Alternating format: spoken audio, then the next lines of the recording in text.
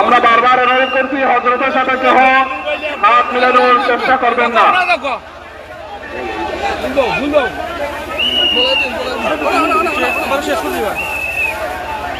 প্রিয় জগন্নাথবাসী,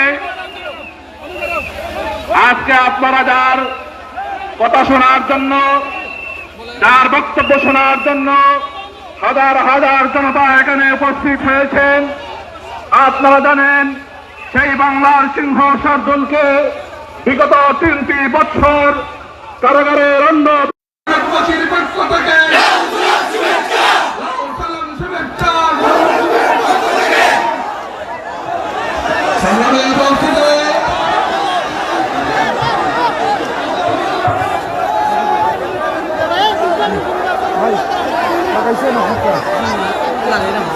জগন্নাথপুর।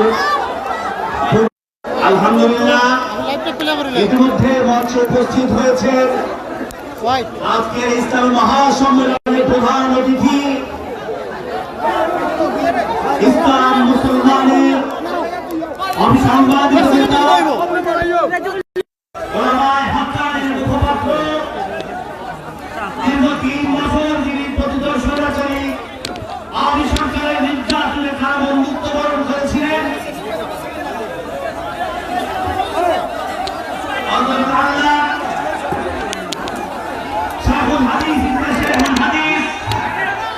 ভালোবাসা এবং যে আন্তরিকতা প্রদর্শন করেছেন, এই জন্য আমরা তাকে ধন্যবাদ দিতে চাই।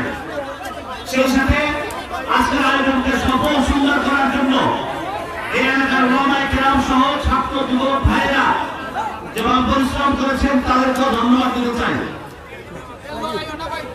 আমি আবারও যেহেতু সোহেল ভাই, তিনি আমাদের ওলামায়ে কেরামের দেশের বরেণ্য বুজুর্গানের ওলামায়ে কেরামের সাথে সোহেল ভাই গভীর সম্পর্ক, এবং আপনারা এই মাহফিলে বছরের পর বছর তিনি বুজুর্গানের ওলামায়ে কেরামকে আপনাদেরকে দ্বীনের বাণী শোনানোর জন্য, দ্বীনের পথে কিভাবে পরিচালিত করা যায় সেটা আহ্বানের জন্য বুজুর্গানের ওলামায়ে কেরামকে তিনি এখানে এনেছেন। সোহেল ভাই যার পরিশ্রমে, যার ভালোবাসায় আমরা মাহমুদুল হক সাহেব আজকে এখানে কষ্ট করে গুরুত্বপূর্ণ সময় নষ্ট করে এসেছেন। সোহেল ভাই, আপনার উদ্দেশ্যে 1 মিনিটের সংক্ষিপ্ত বক্তব্য।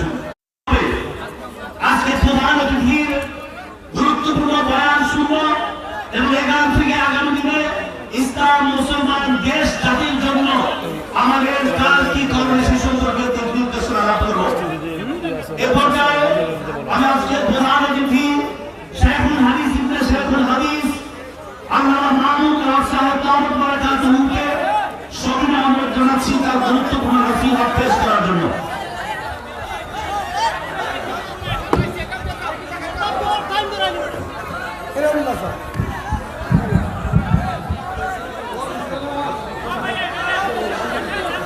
আসসালামু আলাইকুম ওয়া রাহমাতুল্লাহ।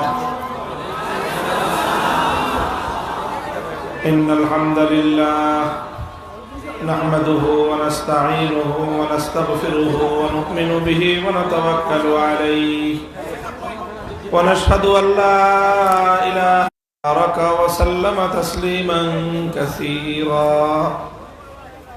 أما بعد فأعوذ بالله من الشيطان الرجيم. بسم الله الرحمن الرحيم. الذين إن مكناهم في الأرض أقاموا الصلاة وآتوا الزكاة وأمروا بالمعروف ونهوا عن المنكر ولله عاقبة الأمور. بارك الله لنا ولكم في القرآن العظيم ونفعنا وإياكم بالآيات والذكر الحكيم. اللهم صل على محمد وعلى آل محمد كما صليت على إبراهيم. محترم সভাপতি, উপস্থিত হযরত উলামায়ে কেরাম, সম্মানিত শ্রদ্ধাভাজন বয়োজ্যেষ্ঠ আমার মুরব্বী সাহেবান, সমবেত ইসলাম প্রিয়, কোরআন প্রেমিক, নবী প্রেমিক, তাওহীদি মুসলমান ভাই ও বন্ধুগণ, পর্দার অন্তরালে বাসা বাড়িতে অবস্থানরত আমার সম্মানিত মা ও সোহবতে মূল্যবান কিছু সময় অতিবাহিত করার সুযোগ করে দিয়েছেন রব্বে করিমের বড়ই মেহেরবানি। এই জন্য আল্লাহ পাক রব্বুল আলামিনের দরবারে কালেমাতুশ শুকরের হাদিয়া পেশ করি, আলহামদুলিল্লাহ। মুহতারাম হাজিরিন, দীর্ঘ সময় পর্যন্ত আপনারা দেশ বিদেশের বড় বড় আলেমদের কাছ থেকে গুরুত্বপূর্ণ আলোচনা শুনেছেন। বিশেষ করে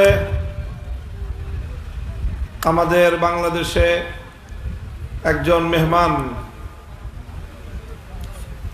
পাকিস্তান, তিনি আপনাদের সামনে আলোচনা করেছেন। আপনাদের এলাকার জন্য এটা অত্যন্ত একটা গৌরব এবং আনন্দের বিষয় যে এরকম একটা নিভৃত পল্লীতে দেশ বিদেশের বড় বড় উলামায়ে কেরাম তাশরিফ আনতেছেন। অতীতেও তারা এসেছেন, আজও এসেছেন, এবং এই সকল আলেম ওলামাদের পদচারণায় আপনাদের এই মাটি ধন্য হয়েছে। ইনশাআল্লাহ এটা আপনাদের জন্য আল্লাহ পাকের পক্ষ থেকে একটা বিশেষ নিয়ামত। কথা বলেন ঠিক কিনা? এই ধরনের বড় বড় আলেমগণ কোনো এলাকায় আগমন করা, সে এলাকার জন্য, সে এলাকার মানুষের জন্য, তাদের জন্য আল্লাহর পক্ষ থেকে একটি নিয়ামত। এই নিয়ামতের একটা হক আছে। একটা কি আছে? হক আছে কিনা? আপনাকে যদি কেউ কোনো উপকার করে তার একটা হক হয় না? তো আল্লাহ যে আপনাদেরকে একটা নিয়ামত দিলেন, সেই নিয়ামতের একটা হক আছে। সেই হকটা হলো যে আপনারা সর্ব অবস্থায় আল্লাহর দ্বীনের পথে, ইসলামের পথে অটল এবং অবিচল থাকবেন। আর বাকি 10টা এলাকার চেয়ে আপনারা ইসলামের পক্ষে বেশি থাকবেন। ইসলামের জন্য, আল্লাহর দ্বীনের জন্য আপনারা আরো সামনে অগ্রসর থাকবেন। দ্বীনের জন্য যখন যেই প্রয়োজন হয়, সেই প্রয়োজন অন্যান্য এলাকার চেয়ে আপনারা বেশি পূরণ করবেন ইনশাআল্লাহ। আল্লাহ পাক রব্বুল আলামিন আপনাদের এই নিয়ামতকে আরো বৃদ্ধি করে দেন।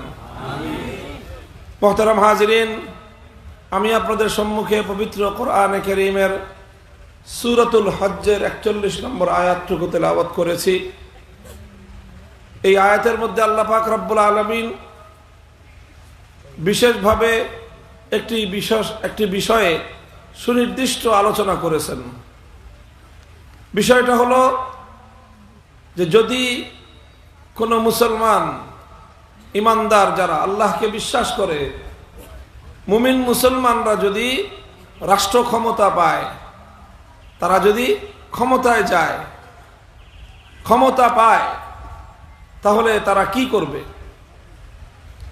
মুসলমানরা যদি কি পায়? রাষ্ট্র ক্ষমতা পায়, তাহলে তাদের কাজটা কি হবে? সেই বিষয়ে আল্লাহ পাক রব্বুল আলামিন এই আয়াতের মধ্যে উল্লেখ করেছেন।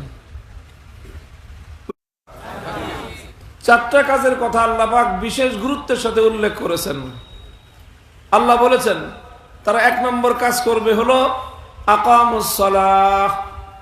তারা রাষ্ট্রে, সমাজে, মানুষের মধ্যে নামাজ কায়েম করবে।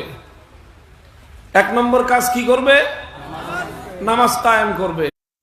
তারা জনগণকে সৎ কাজ করার নির্দেশ দিবে। কি কাজের নির্দেশ দিবে? সৎ কাজ, ভালো কাজের নির্দেশ দিবে।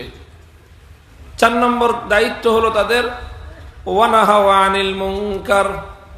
তারা জনগণকে শরীয়ত বিরোধী অন্যায় কাজ থেকে বাধা দিবে, নিষেধ করবে। এই হলো 4টা কাজ তারা অবশ্যই করবে। এরপরে আরো অন্যান্য কাজ তো আছেই, মানুষের সকল দায় দায়িত্ব। সূরাতুল হজ্জের 41 নম্বর আয়াতে আল্লাহর এই হুকুমটা আছে, আপনারা মিলায় দেখবেন যে তারা নামাজ কায়েম করবে। অন্যান্য কাজ তো করবেই, কিন্তু প্রথম যেই কাজ করবে সেটা হলো নামাজ বাস্তবায়ন করবে সমাজের মধ্যে। যেই সমাজে নামাজ কায়েম হয়ে যাবে, রাষ্ট্র যখন নামাজকে পরিপূর্ণভাবে রাষ্ট্রের মধ্যে বাস্তবায়ন করবে, তো এই নামাজ জনগণের মধ্যে নামাজ কায়েম করবে।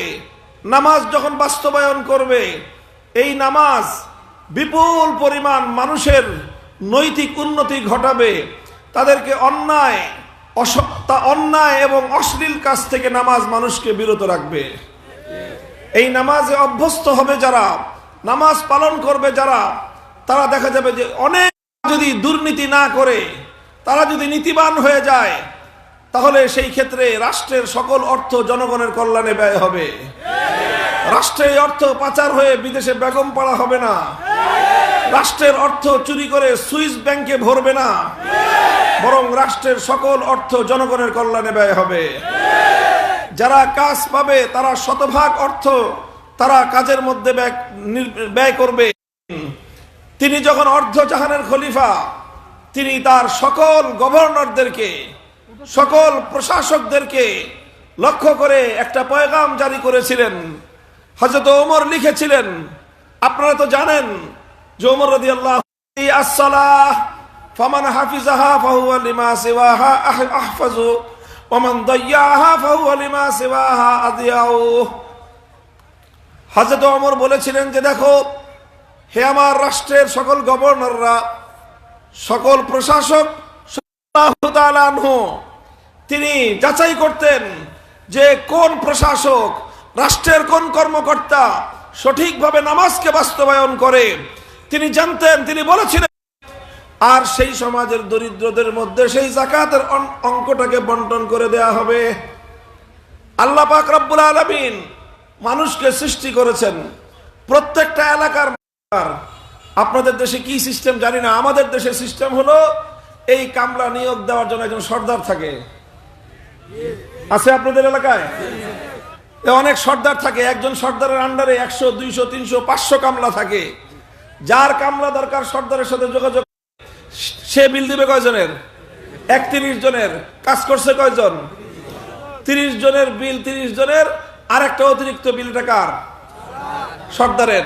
সর্দার এরকম কামলা দিছে 10 জায়গায়, তাহলে সে 10 জায়গা থেকে বিল পাবে। খবরদার কেউ ফাঁকি দিবি না, করে তার কাজ শেষ।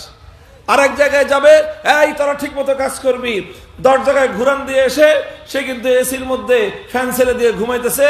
সন্ধ্যাবেলায় সে পাইলো কত পেল? 10,000।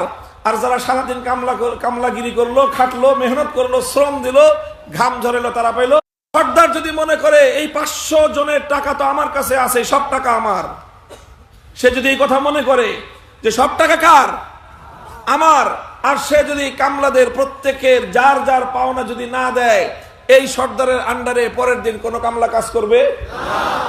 এর পরের দিন এই কামলা, এই সর্দার মানুষের ঘরে ঘরে কামলা দিয়ে ফাও 10,000 টাকা পাবে। যদি তুমি ফাও 10,000 টাকা পাইতে চাও, তাহলে তোমাকে তোমার কামলার হক তাকে পরিপূর্ণ আদায় করে। সর্দারের সাথে যোগাযোগ করলেন, একসাথে 20 জন কামলা পেয়ে গেলেন, একসাথে 50 জন কামলা পেয়ে গেলেন, একসাথে 100 জন কামলা পেয়ে গেলেন। আপনি 100 জনের বিল, 101 জনের বিল একজনকে দিয়ে দিলেন। এত মানুষের সাথে আপনার ঝামেলা করা লাগলো না। আপনার জন্য সুবিধা, সর্দারের জন্য সুবিধা, কামলাদের জন্য সুবিধা। কারণ কামলাদের কাজ খুঁজতে হয় না, সর্দার ফোন করে বলে দেয় অমুক জায়গায় যা। সিস্টেমটা সুন্দর না? সিস্টেমটা সুন্দর। সুন্দর সুন্দর সিস্টেম সুন্দর থাকবে যদি মালিক ঠিক মতো টাকা দেয়, আর সর্দার যদি ঠিক মতো কামলাদের মধ্যে যার যার পাওনা যদি বন্টন করে দেয়। সর্দার যদি যার যার পাওনা তাকে দিয়ে দেয়, কোনোদিন কোনো কামলা সর্দারকে প্রশ্ন করবে না যে সারাদিন খাটলাম আমি পাইলাম 1,000 আর আপনি সারাদিন নিয়েছেন। যারা গরিব লোক সর্দারের আন্ডারে, তারা হলো কামলা। আল্লাহ পাক রব্বুল আলামিন বড় লোককে যেই টাকাটা দিয়েছেন, সেই টাকাটা শুধু বড় লোকের না, বড় লোকের আল্লাহ সর্দারির টাকাও দিয়েছেন, কামলার টাকাটাও দিয়ে দিয়েছেন, দায়িত্ব দিয়েছেন। এবং আল্লাহ বলে দিয়েছেন, ওয়াফি আমওয়ালিহিম হাক্কুল লিস-সাইলি ওয়াল মাহরুম। তোমাকে যেই টাকাটা দিলাম, এই টাকা সর্দার, সব টাকা তোমার না, সর্দারির টাকাটা তোমার, কামলার টাকাটা প্রত্যেক কামলার। প্রত্যেক কামলাকে যার যার হক তাকে বুঝায়। শৃঙ্খলা থাকবে না। যাকাত ব্যবস্থার মাধ্যমে আমার আল্লাহ পাক রব্বুল আলামিন সমাজে যে অর্থনৈতিক ভারসাম্য আল্লাহ সৃষ্টি করেছেন, অর্থনৈতিক যে নিয়মতান্ত্রিকতা আল্লাহ পাক সৃষ্টি করেছেন, সেই নিয়মতান্ত্রিকতায় বড় লোক হলো সর্দার, গরিব হলো কামলা। বড় লোকের দায়িত্ব হলো নিজের সর্দারির টাকাটা রেখে সমস্ত গরিবদের অধিকার যার যার হাতে পৌঁছে দেওয়া। যদি বড় লোক গরিবদের হক যদি যথাযথভাবে আদায় না করে, তাহলে সেই সময়, এই জন্যই আমরা বলি, যদি আল্লাহ প্রদত্ত যাকাত ব্যবস্থা কোনো সমাজে বাস্তবায়িত হয়, সেই সমাজে দারিদ্র্য থাকতে পারে না। কারণ প্রত্যেক কামলা যদি যার যার বিল পেয়ে যায়, প্রত্যেক কামলার ঘরে চুলা জ্বলবে। প্রত্যেক কামলা যদি 2 দিন 3 দিন, তারপরে কামলা রাস্তায় খাড়ায় থাকবে যে সর্দার তোমার পায় নেই। কথা বলেন ঠিক কিনা? এরপরে যখন বাগে পাবে কামলারা মিলায় সব মিলায় সর্দারকে, 500 কামলা রাস্তায় দাঁড়ায় যদি একজন সর্দারকে ধরে, ওই সর্দারের বেঁচে থাকবার কোনো উপায় নাই। মুহতারাম হাজিরিন, আজ বড় আফসোসের বিষয়, দুঃখজনক বিষয় হলো এইভাবে আল্লাহ পাকের দেওয়া সিস্টেমকে ভায়োলেট করে, আল্লাহর দেওয়া সিস্টেমকে অকার্যকর করে দিয়ে সমাজে যাদের হাতে অর্থ দিয়েছেন আল্লাহ পাক, ক্ষমতা দিয়েছেন, তারা যাকাত ব্যবস্থা বাস্তবায়ন না করে দরিদ্রদের অর্থের অধিকার তারা নিজেরা ভোগ করে, দুর্নীতি করে। জনগণের অধিকার, দরিদ্রদের গরিবের সম্পদ তারা নিজেরা ভোগ করে, বিলাসিতা করে। দরিদ্ররা গরিবরা না খেয়ে মরে, বড় লোকরা আঙ্গুল ফুলে কলা গাছ হয়। এইভাবেই সমাজের মধ্যে বৈষম্য তৈরি হয়, সেইভাবেই সমাজের মধ্যে ক্লাস তৈরি হয়, দ্বন্দ্ব তৈরি হয়। এবং সরকারের সবচেয়ে বড় দায়িত্ব কার? সরকারের। কিন্তু দুঃখজনক বিষয় হলো এই যে সরকারি লোকজনরাই তো দুর্নীতি করে। তারা আর কি বাস্তবায়ন করবে? কারণ তারা প্রথমেই বলে দিয়েছে যে আমরা ধর্ম অনুযায়ী রাষ্ট্র চালাবো না। এই যে ধর্ম অনুযায়ী রাষ্ট্র না চালানোর এই ঘোষণার কারণ হলো তারা তো আসলে জনগণের সম্পদ তাদেরকে বুঝাই দিবে না, চুরি করবে। এই জন্য চুরিটা যেন করতে পারে, এই জন্য তারা যাকাত ব্যবস্থা বাস্তবায়ন করে না। এখন সব কামলা একত্রিত হওয়া দরকার। আসেন আমরা সকল কামলারা, সকল খেটে খাওয়া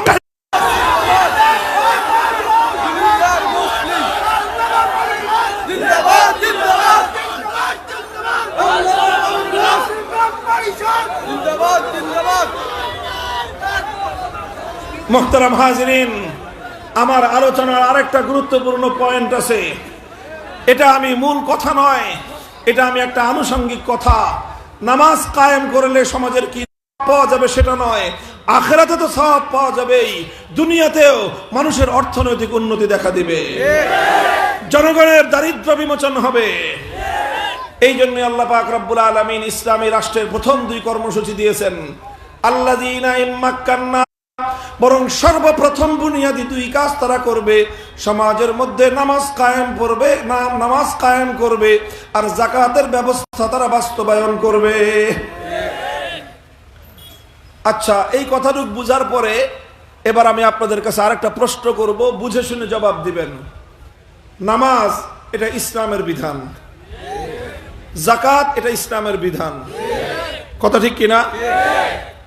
নামাজ এবং যাকাত ঈমানের পরেই, ঈমান গ্রহণ করার পরেই ইসলামের সবচেয়ে গুরুত্বপূর্ণ বিধান হলো নামাজ, তারপরেই হলো যাকাত। কথা বলেন ঠিক না বেঠিক? ব্যক্তির ব্যক্তিগত দায়িত্ব আছে, সেটা যার যারটা সে পালন করবে। কিন্তু মুসলমানরা, ইমানদাররা যদি রাষ্ট্র ক্ষমতা পায়, তাহলে এই দায়িত্ব সরকারেরও। এই দায়িত্ব কারো? তাহলে রাষ্ট্রের সাথে ইসলামের সম্পর্ক থাকলো কি থাকলো না? বলেন, সম্পর্ক থাকলো কি থাকলো না? ইসলাম সরকারকে নামাজ কায়েম করার দায়িত্ব দিয়েছে কি দেয় নাই? আল্লাহর কোরআন সরকারকে যাকাত ব্যবস্থা প্রতিষ্ঠা করার দায়িত্ব দিয়েছে কি দেয় নাই? তাহলে বোঝা গেল এই আয়াতের দ্বারা যে রাষ্ট্রের সাথে ধর্মের একটা সম্পর্ক আছে, রাষ্ট্রের সাথে সরকারের সম্পর্ক, রাষ্ট্রের সাথে ধর্মের সম্পর্ক। ইসলামকে মানে যে নিজে মুসলমান, যে ইমানদার, সে কোনোদিন সেকুলার অথবা ধর্মনিরপেক্ষ হতে পারে না।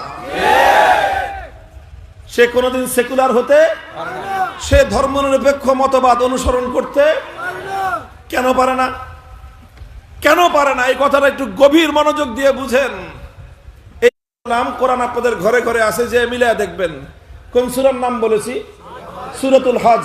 কি নাম? সবাই বলেন কি নাম? আয়াত নম্বর 41, আয়াত নম্বর। সেখানে আল্লাহ বলেছেন যে রাষ্ট্র ক্ষমতা পেলে ইমানদাররা প্রথমে নামাজ কায়েম করবে, তারপরে যাকাত বাস্তবায়ন করবে।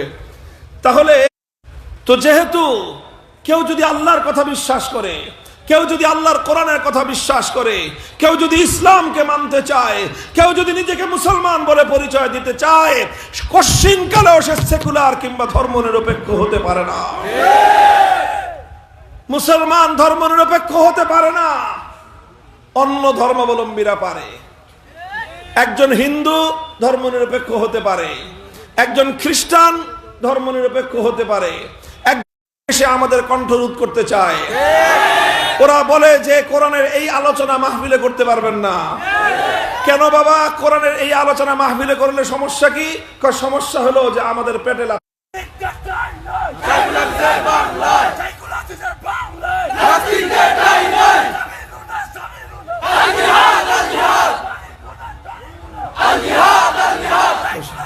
রাজনীতি চলবে না, ইসলাম বিরোধী রাজনীতি মুসলমানরা মানবে না। এজন্য যে সকল উলামায়ে কেরাম ইসলামের রাজনৈতিক আদর্শের কথা বলে, যেই সকল আলেমরা আল্লাহর কোরআনের রাজনীতির কথা সমাজে বলতে চায়, তাদের কণ্ঠকে তারা বেশি সৌভাগ্য মনে করি।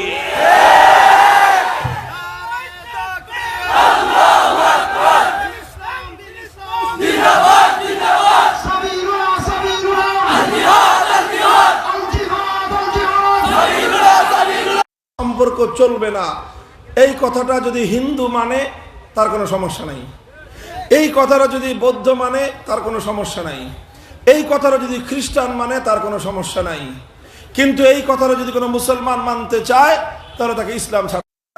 খ্রিস্টান ধর্মের মধ্যে এই আদেশ নাই যে রাষ্ট্রকে ধর্মের আলোকে চালাতে হবে, যেহেতু তাদের ধর্মগুলো তার অনুসারীদেরকে ধর্মের আলোকে রাষ্ট্র চালানোর জন্য বাধ্য করে না, এই জন্য তারা রাষ্ট্রকে যদি ধর্ম থেকে আলাদা রাখে ধর্মের কোনো ক্ষতি নাই। কারণ ধর্ম তো এই কথা বলেই নাই যে রাষ্ট্রকে ধর্মের আলোকে চালাও। কথা ক্লিয়ার? কিন্তু একজন মুসলমান যদি ধর্মনিরপেক্ষ হয় তাহলে একজন মুসলমানের সামনে দুইটা মতবাদ। কয়টা মতবাদ? একটা হলো ইসলাম আর একটা সেকুলারিজম, ধর্ম। এখন তুমি বলো, যারা আওয়ামী লীগ করছিল এতদিন, আপনাদের কাছে আমার বিনীত বিনয়ী প্রশ্ন, কোনো উত্তেজনার কিছু নাই, আপনি এখন ইসলামের বিধান মানবেন না সেকুলারিজম ধর্মনিরপেক্ষতার কথা মানবেন? বলেন। আপনারা জিজ্ঞেস করি নাই। যারা ধর্মনিরপেক্ষ রাজনীতি, আওয়ামী লীগের রাজনীতি করেছেন বছরের পর বছর, যুগের পর যুগ, তাদের কাছে প্রশ্ন, আপনি কোনটা মানবেন? আপনি যদি ধর্মনিরপেক্ষ হয়ে থাকেন তাহলে আপনি রাষ্ট্রকে ধর্মের আন্ডারে চালাবেন, এই কথাটা, আবার রাষ্ট্রের সাথে ধর্মের কোনো সম্পর্ক চলবে না, এই দুইটা কথা একসঙ্গে একজন মানুষ পালন করতে পারবে? আপনি ঘরের ভিতরে থাকবেন, আবার আপনি ঘরের ভিতর থেকে বাইরে বের হবেন, যে রাষ্ট্রের সাথে ধর্মের সম্পর্ক থাকবে, তাহলে তুমি মুসলমান। আর যদি তুমি বলো যে না, রাষ্ট্রের সঙ্গে ইসলামের সম্পর্ক থাকবে না, তাহলে তুমি আল্লাহর কোরআন বিরোধী, আল্লাহর নির্দেশ বিরোধী, ইসলাম বিরোধী। তুমি বিএনপির নামটা বললাম না, সামনে হয়তো বিএনপির নামও বলতে হবে আমাদেরকে, কারণ বিএনপির কিছু নেতা যেইভাবে আওয়ামী লীগের পিছনে ছুটেছে এবং তারা তাদের অতীতের আদর্শ থেকে দূরে সরবার চেষ্টা করতেছে, যদি তারাও এই ঘোষণা দেয়, বিএনপিও যদি এই ঘোষণা দেয় যে আমরাও ধর্মনিরপেক্ষ, একই সঙ্গে মুসলিম থেকে সেকুলার হওয়া যায় না। আমি এই কথা বলবো যে একই সঙ্গে মুসলিম আর সেকুলার হওয়া যায় না, একই সঙ্গে মুসলিম আর ধর্মনিরপেক্ষ হওয়া যায় না। কোনটা তুমি বাইসা নিবা সেটা তোমার বিষয়, সেটা আমি তোমার উপরে চাপায়া দেব না। কথা পরিষ্কার? এখন কেউ বলতে পারেন যে হুজুর, এই যে বছর পর বছর দুইটার যে কোনো একটা হয়, আসলে তারা বুঝে শুনে সেকুলারিজম গ্রহণ করেছে, হয় তারা বুঝে শুনে ধর্মনিরপেক্ষতাকে গ্রহণ করেছে। যারা বুঝে শুনে ধর্মনিরপেক্ষ মতবাদ গ্রহণ করেছে, স্পষ্ট ঘোষণা, কোশ্চেন কালেও তারা ইমানদার হতে পারে না। তবে আমার ধারণা হলো, যারা ধর্মনিরপেক্ষ জিন্দেগিতে অনেক শুনেছেন, ইমান আগে না আমল আগে? বলেন তো, ইমান আগে না আমল আগে? যদি ইমান দুরুস্ত না হয়, যদি ইমান ঠিক না হয়, 1000 রাকাত নামাজ এক কানাকড়ি পরিমাণ সওয়াব হবে না। ইমান ঠিক না থাকলে লক্ষ কোটি টাকার দান খয়রাত যাকাত 1 পয়সার সওয়াব মিলবে না। ইমান যদি ঠিক না থাকে বছর বছর হজ, প্রতি রমজানে রমজানে উমরা 1 কানা করে পরিমাণ সওয়াব মিলবে না। ইমান যদি ঠিক না থাকে তাহাজ্জুদের সময় ঘুম থেকে উঠে যতই আগে ইমান ঠিক করো, আমল পরে ঠিক করো। ইমান যার ঠিক নাই তার আমলের 1 কানা করে পরিমাণ মূল্য নাই। দোস্ত, আমার পর্যবেক্ষণ হলো আমার মুসলিম সমাজের মধ্যে সবচেয়ে রাজনীতিকে ঠিক করতে হবে। রাজনীতিকে ঠিক না করে গোড়ায় পানি ঢেলে, গোড়ায় শেকড়ের মধ্যে পানি ঢেলে ডালপালা ছাটলে কোনোদিন লাভ হবে না। মুহতারাম হাজিরিন, কথা লম্বা নয়, কথা লম্বা নয়। আমার এই বাংলাদেশ, মুসলমানের বাংলাদেশ, 90% পুড়িয়ে হত্যা করেছে। হাজার হাজার আলেমদেরকে মহিষের চামড়া, গরুর চামড়ার মধ্যে ভরে ভরে গঙ্গা আর যমুনার উত্তাল স্রোতের মধ্যে ভাসিয়ে দিয়েছে। ঘরে ঘরে ইতিম হয়েছে আলেমদের সন্তানেরা, ঘরে ঘরে বিধবা হয়েছে আলেমদের স্ত্রীরা। ঘরে বিতর্ক হলো, হিন্দুরা বলল একটা রাষ্ট্র চাই, যেই রাষ্ট্রটা হবে ধর্মনিরপেক্ষ রাষ্ট্র। আর অধিকাংশ মুসলমানরা বলল যে না, ধর্মনিরপেক্ষ রাষ্ট্র করবার জন্য আমাদের বাপদাদারা জিহাদ করে নাই, তিতুমির জীবন দেয় নাই। ধর্মনিরপেক্ষ রাষ্ট্র করবার জন্য হাজী শরীয়তুল্লাহ হয়েছে, 1 ভাগ নিয়েছে ভারত, আর 1 ভাগ পেয়েছে মুসলমানরা। ভারত বেশি ভাগ পেয়েছে, বড় ভাগটা ভারত পেয়েছে, ধর্মনিরপেক্ষ রাষ্ট্র হয়েছে। মুসলমানরা যে অংশটা পেয়েছে, অঙ্গীকার করা হয়েছিল, জাতির সঙ্গে ওয়াদা করেছিল নেতারা, পশ্চিম পাকিস্তানি স্বৈরাচারী শাসকরা জাতির সঙ্গে গাদ্দারি করেছে, বিশ্বাসঘাতকতা করেছে, আল্লাহর কোরআনের সঙ্গে তারা গাদ্দারি করেছে, ইসলামের সঙ্গে তারা গাদ্দারি করেছে। যেই কোরআনের শাসন কায়েম করবার কথা বলে মুসলমানদের জন্য আলাদা ভূখণ্ড স্বাধীন করা হয়েছিল, সেখানে তারা ইসলাম কায়েম করে নাই। আল্লাহর কোরআনের শাসন কায়েম না করে ব্রিটিশ প্রবর্তিত রাষ্ট্র ব্যবস্থা আমরা একটা ভূখণ্ড চাই। সেই ভূখণ্ড, সেই মানচিত্র, সেই দেশ অনেক বড় না হতে পারে, অনেক উন্নত না হতে পারে, অনেক টাকা পয়সা না থাকতে পারে। আমরা 3 বেলা না খেয়ে থাকলেও প্রয়োজনে পেটে পাথর বাঁধবো, 1 বেলা খেয়ে থাকবো, কিন্তু এমন একটা রাষ্ট্র চাই, এমন একটা দেশ চাই, এমন একটা মানচিত্র চাই যেখানে আর কিছু থাকবা না থাক, আইন চলবে। তাহলে আমরা ওয়াদা করছি কোরআন সুন্নাহর বিরুদ্ধে কোনো আইন আমরা করব না। এটা আমাদের বানানো কথা নয়, এটা বাংলাদেশের স্বাধীনতার ইতিহাসের দলিল। 1970 সালে আওয়ামী লীগের নির্বাচনী ইশতেহার এটা। সেই ইশতেহারের মধ্যে কোরআন এবং সুন্নাহর বিরুদ্ধে না দিয়ে বাংলাদেশের মানুষের উপর তারা আক্রমণ করলো। মুক্তিযুদ্ধ শুরু হলো, 9 মাস পরে বাংলাদেশ 16ই ডিসেম্বর স্বাধীন হলো। শেখ মুজিবুর রহমান সাহেব পশ্চিম পাকিস্তান থেকে মুক্তি পেয়ে লন্ডন হয়ে প্রথমে বাংলাদেশে না এসে চলে গেলেন নয়াদিল্লিতে। শ্রীমতী ইন্দিরা গান্ধী ভারতের তৎকালীন যেই সংবিধান হয়েছিল, সেই সংবিধানের মূল 4 নীতি, ধর্মনিরপেক্ষতাবাদ, জাতীয়তাবাদ, গণতন্ত্র, সমাজতন্ত্র, এই সবগুলো মূলনীতি ভারতের সংবিধান থেকে বাংলাদেশে আমদানি করা হয়েছে। বাংলাদেশের মানুষ কোনোদিন ধর্মনিরপেক্ষতা চালায় দিল, আজ 54 বছর পর্যন্ত সেভাবেই বাংলাদেশ চলতেছে। মধ্যখান দিয়ে জিয়াউর রহমান সাহেব, এরশাদ সাহেব, তারা এই ধর্মনিরপেক্ষতাকে সংবিধান থেকে বাদ দেওয়ার চেষ্টা করেছেন, বাদ রেখেছেন। আবার শেখ হাসিনা এসে সেই ধর্মনিরপেক্ষ মতবাদ, ভারতের দালালির সেই মতবাদ আবার সংবিধানে অন্তর্ভুক্ত করেছেন। এখন আবার 5ই আগস্টের পরে যেই সরকার এসেছে, আবার নাই হইতে পারে তোমার ইসলাম ভালো লাগে না তো চলে যাও ধর্মনিরপেক্ষ দেশে। তোমার নেতৃত্ব চলে গেছে, তোমাদের গোষ্ঠী শুদ্ধ চলে গেছে, তোমরাও চলে যাও। বাংলাদেশ চলবে ইসলামের আলোকে। আগামীর বাংলাদেশ হবে ইসলামের বাংলাদেশ, আগামীর বাংলাদেশ হবে খেলাফতের বাংলাদেশ। মুসলমান 90% মুসলমানদের দেশে ইসলাম ছাড়া অন্য কোন আদর্শ অনুযায়ী দেশ চলতে পারে না। ইসলাম অনুযায়ী দেশ চললে মুসলমানরা যেরকম অধিকার পাবে, ইসলাম পৃথিবীর অন্য সব ধর্মাবলম্বীদের অধিকার সবচেয়ে বেশি নিশ্চিত করেছে। ইসলাম কায়েম হলে হিন্দুরা নিরাপত্তা পাবে, ইসলাম কায়েম হলে বৌদ্ধ খ্রিস্টানরা সকলের ধর্মীয় অধিকার, জীবনের অধিকার, মালের অধিকার, সব ধরনের স্বাধীনতার বিপ্লব চূড়ান্ত সফল হয়েছে 5ই আগস্ট দুপুর 2টায় খবর হয়েছে যে কি খবর হয়েছে, এরপরে 2টা থেকে 3টা পর্যন্ত 1 ঘন্টা গোটা বাংলাদেশ। আপনারা একটু চিন্তা করেন তো, 5ই আগস্টের দুপুর 2টো থেকে 3টা পর্যন্ত 1 ঘন্টার বাংলাদেশ। টেকনাফ থেকে তেতুলিয়া একটা ঘটনা ঘটেছে। কোন নেতা নেতৃত্ব দিতে হয়, মূর্তি রাখবে, সেটা তাদের ধর্মীয় বিষয়। মুসলমানদের জনপদে কোনো মূর্তি থাকতে পারে না। এই জন্য সব বিপ্লবীরা একযোগে গোটা বাংলাদেশ থেকে সমস্ত ভাস্কর্য নামক মূর্তি ভেঙে, মানুষ বুঝতে পারে আর কিছুক্ষণ পরে সূর্য উঠবে।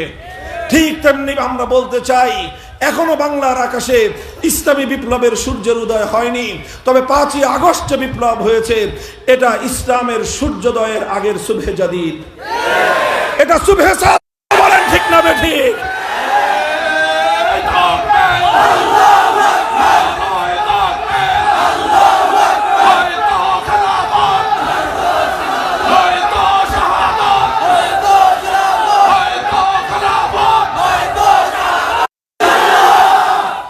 তবে এটা শুধু কথায় হবে না, শুধু স্লোগান দিয়ে হবে না, শুধু বক্তৃতা দিয়েও হবে না।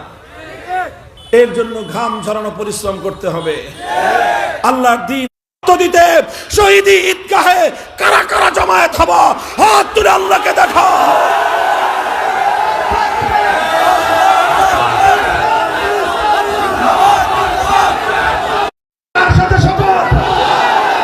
রক্ষা করবেন তো ইনশাআল্লাহ, চেষ্টা করবো তো ইনশাআল্লাহ। আল্লাহ পাক কবুল করেন, তৌফিক দান করেন। শাহজালালের এই পুণ্যভূমি, শাহজালালের এই পুণ্যভূমি, শাহফারানের এই পুণ্যভূমি, কথাগুলো আলোচনা করে শেষ পর্যায়ে আপনি শহীদ দরবারে হাত উত্তোলন করেছি। আল্লাহ আমাদের এই হাতগুলোকে আপনি ফরমান। আল্লাহ আমাদের সকলের জিন্দেগীর সমস্ত গুনাহ মাফ করে দিন, সমস্ত নেক আমালগুলো আল্লাহ আপনি কবুল ফরমান। আল্লাহ আজকের মাহফিল আয়োজনকে আপনি কবুল করুন। আল্লাহ যারা মেহনত করেছেন, শ্রম দিয়েছেন, অর্থ দিয়েছেন, বুদ্ধি বিবেক দিয়ে পরামর্শ দিয়েছেন, আল্লাহ তাদের সকলকে উত্তম বিনিময় দান করুন। ইলাহুল আলামিন, রব্বুল আলামিন, প্রবাসী ভাইরা এখানে ভূমিকা রেখেছেন, প্রবাসী ভাই বিশেষ করে অনেকে, আল্লাহ আপনি তাদের ভালো ছিলেন। আল্লাহ যারা আপনার দিনকে এভাবে ভালোবাসে চাই, আপনার গায়ে বিপদের উন্মোচনকে আমাদের সামনে হাজির করে দিন। আল্লাহ ইলাহুল আলামিন, রব্বুল আলামিন, আমাদের দোয়াকে আপনি কবুল ফরমান। আল্লাহ এই এলাকায় যত বন্দেগান মাটির নিচে শুয়ে আছে, আল্লাহ সমস্ত মুমিন নারী পুরুষদেরকে আল্লাহ আপনি জান্নাতবাসী করে দিন। ইলাহুল আলামিন, আলহামদুলিল্লাহি রাব্বিল আলামিন। আসসালামু আলাইকুম।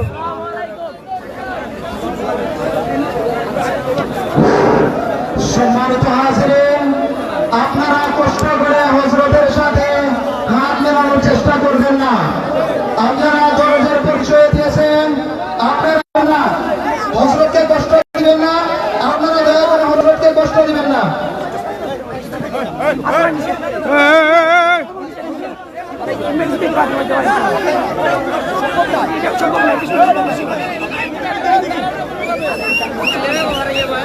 সম্মানিত উপস্থিতি, আপনারা শুনে অনেক আনন্দিত হবেন। আগামী 30 জানুয়ারি, আগামী 31 জানুয়ারি, 1-2 ফেব্রুয়ারি অনেক শহীদের রক্তের বিনিময়ে বিশ্ব ইজতেমা টঙ্গীর ময়দানে অনুষ্ঠিত হবে। সম্মানিত উপস্থিতি, জনাব আল্লামা মামুনুল হক সাহেব বলছেন ইমামের মজবুতির জন্য, ইমামের মেহনত, এই আমাদের দাওয়াতের তৌফিকে আসল নাম হলো ইমামি আন্দোলন। এখানে আমরা ইমামি আন্দোলন আগামী 31 জানুয়ারি, 1-2 ফেব্রুয়ারি টঙ্গী ইজতেমা অনুষ্ঠিত হবে। আল্লাহ তাআলা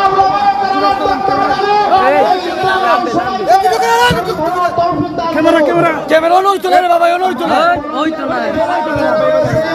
সবাই হযরতকে সুন্দরভাবে গাড়িতে ওঠার ব্যবস্থা করে দিন। আর যারা আপনারা দর্শক রয়েছেন, হযরতকে আপনারা কষ্ট দিবেন না, হাত মেলানোর চেষ্টা করবেন না, আপনারা হাত মেলানোর চেষ্টা করবেন না। আমাদের ভলান্টিয়ার ভাই যারা রয়েছেন আপনারা হযরতকে সুন্দরভাবে গাড়িতে ওঠার ব্যবস্থা করে দিন।